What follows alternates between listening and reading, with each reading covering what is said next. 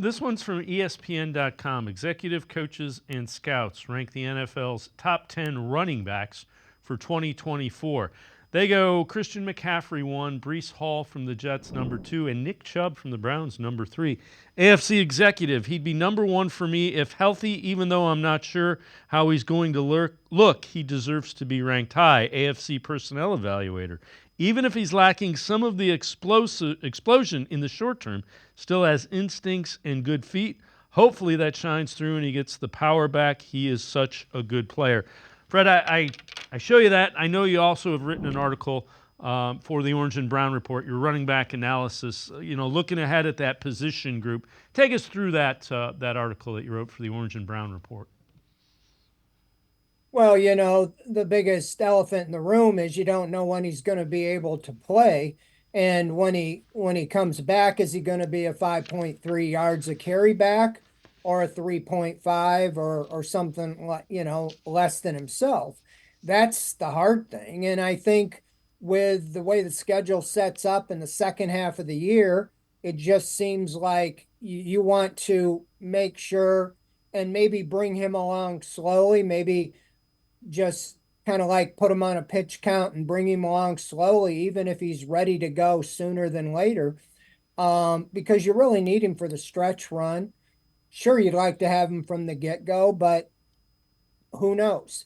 I wouldn't put anything past him. A lot will tell when we get to training camp in 2 weeks at the Greenbrier. Will he be on the PUP list? A lot of us assume he will be, but I assumed Sion Taki was going to be on the PUP list last year, and he started day one in training camp and started the season. So, um, yeah, like I said before, same thing. Even 85% Nick Chubb is probably the best running back on the roster. I saw a ranking that didn't even have Chubb ranked in the top 25. So it's good to see one there. I mean, you can't argue with his talent. So the Browns know that.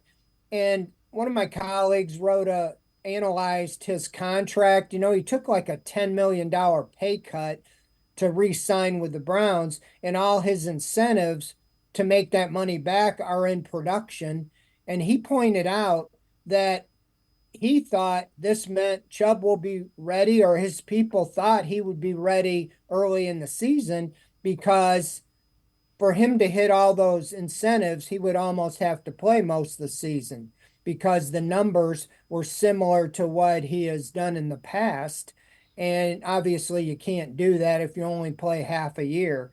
I think I had him somewhere around 800 yards because I kind of erred on the caution that they would bring him along slowly and maybe bring him back towards the middle of the season. But obviously, it'll be a jump start if he plays earlier than later.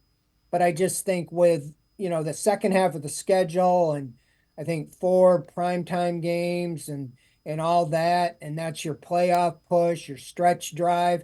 It would just be such a boost in the arm for the Browns to have the return of Nick Chubb, at some point, as opposed to, not saying it wouldn't be a big deal to have him to start the year, but you can just see the lift when he returns, whenever that will be. Yeah, and the other thing is, I think they've protected themselves pretty well. You've got Ford, you've got Foreman, you've got Himes. You have a number of options with guys that do different skills, that have different skill sets that they can use.